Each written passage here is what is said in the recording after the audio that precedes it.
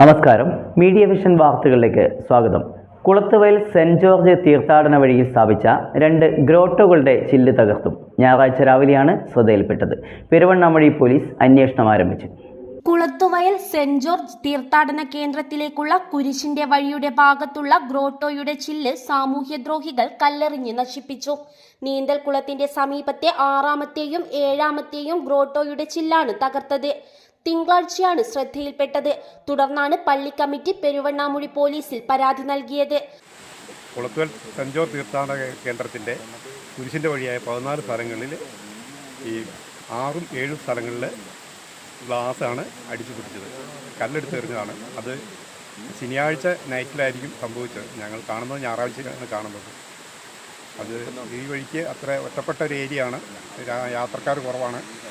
എന്നാലും എങ്ങനെ സംഭവിച്ചെന്ന് അറിയില്ല. സാമൂഹ്യ വിരുദ്ധരായ ആൾക്കാരായിരിക്കും കല്ലെടുത്തെറിഞ്ഞത്. ഗ്ലാസ് പൊട്ടി. ഇവിടുത്തെ ഈ സംഭവത്തിൻ്റെ പേരിൽ കേസ് കൊടുത്തിട്ടുണ്ട് സ്റ്റേഷനിൽ, പെരുവണ്ണാമൊഴി സ്റ്റേഷനിൽ. അപ്പോൾ SI നോക്കിയിട്ടുണ്ട്.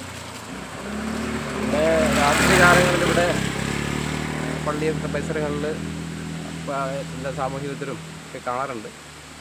അപ്പോൾ എത്രയും പെട്ടെന്നൊരു തീരുമാനം, ഒരു നടപടി ആവശ്യപ്പെടുകയാണ്. സാമൂഹ്യ വിരുദ്ധരെ ഉടൻ പിടികൂടണമെന്ന് നാട്ടുകാരും പള്ളി കമ്മിറ്റിയും ആവശ്യപ്പെട്ടു. News bureau, media vision, Perambra.